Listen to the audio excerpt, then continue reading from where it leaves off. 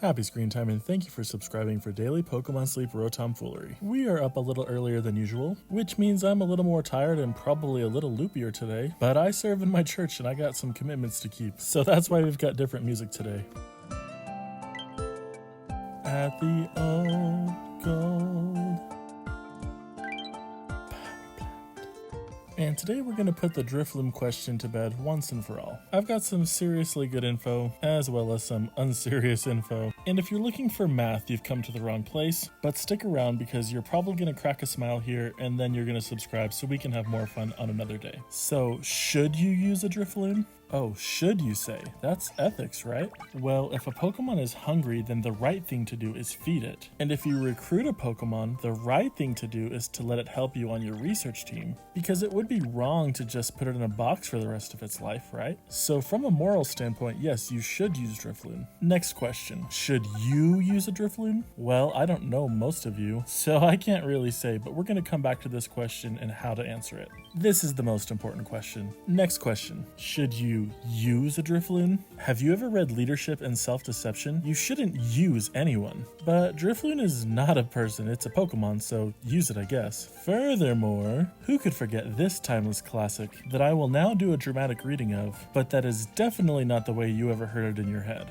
Hello there. Welcome to the world of Pokemon. My name is Oak. People call me the Pokemon Prof. This world is inhabited by creatures called Pokemon. For some people, Pokemon are pets. Others use them. So your options are, have a Drifloon as a pet or use it. There definitely isn't more context here, for sure. Next question, should you use a Drifloon? No, you should not just use any old Drifloon. You should use the Drifloon, a good or great Drifloon with great sub-skills in nature. And this is a key point here. After your first few months in this game, you're going to want to be pickier about using good Pokemon, but you also have to kind of take what the game gives you. Next question, and our last question. Should you use a Drifloon? No, you should use a Drifblim. Why wouldn't you just evolve it? Okay. I enjoy the Rotomfoolery, but we've got to do the real talk about Drifloon. What makes Pokemon Sleep so special, what makes it magical, I'd say, is the RNG. Everyone's account is so unique and so different. You might have a great Abomasnow and I might have a great Delibird, and we can both be right about egg farming. But the answer to the Drifloon question is really based on your account, but let me explain what you should be considering here, as you consider whether or not Drifloon is a good choice for you. Basically, just like you would compare an Abomasnow and a Delibird for egg production, you should compare Drifloon to other charge strength main skill Pokemon that are skill specialists. If you have a meh Ampharos and a good Drifloon, use Drifloon. If you have a good Drifloon and a great Golduck, use Golduck. Basically, whoever is best at that charge strength skill, that's who you should be using. And sometimes that just means taking what the game gives you. Mainly to say, if you want to be using a charge strength Pokemon and you don't have an Ampharos or a Golduck that can carry your team for that, heck, use Drifloon.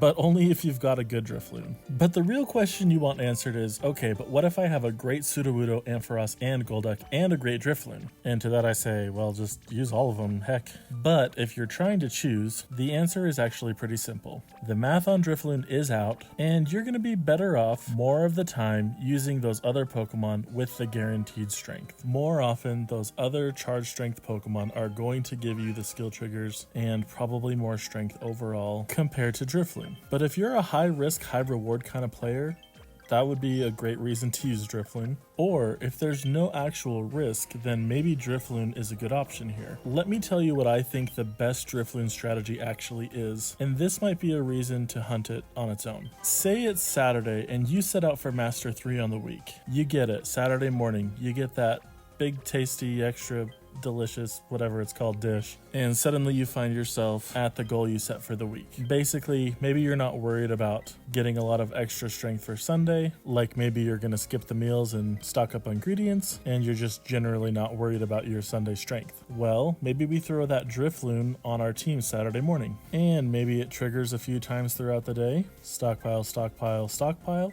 And then maybe on Sunday it triggers a few more times. Stockpile, stockpile, stockpile, stockpile. And then maybe at the end of the night, it triggers.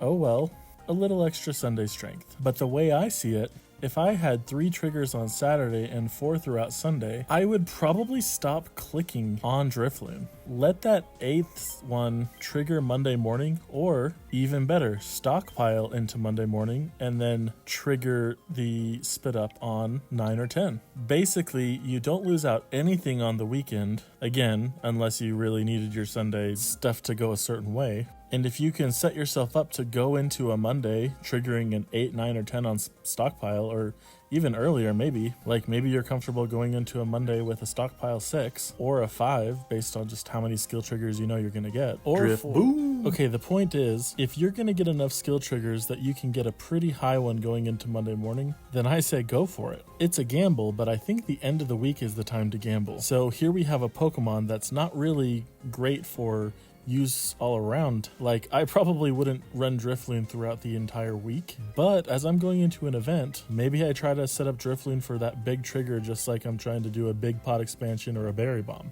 And if that spit up happens to happen on Sunday, oh well. At least you didn't accidentally blow your berry bomb on Sunday. It's just a Drifloon. Oh, but seriously, if you're going to use it, you should use a Drifblim. Anyway, I'm interested in knowing if you think this is a viable strategy for Drifloon and Drifblim, of course. To me, it's the only use case where it really makes sense. Hopefully I explained it well enough. I feel like I got a little rambly here. Oh my gosh, I even put Snorlax to sleep. Actually, I can never tell if Snorlax is awake or asleep. But I do know that it was sleeping for session 440. Last night I stayed up way too late. As I mentioned, yesterday was a long day, so I stayed up just binge watching the show Superstore, if you've ever seen that. If you think that this channel is funny, man, there's some good TV shows out there. But I'll do my best to keep competing for your attention. Please subscribe. Okay, I think the Snorlax right there is asleep. And as we come in here to the camp, I know every Pokemon around here is asleep.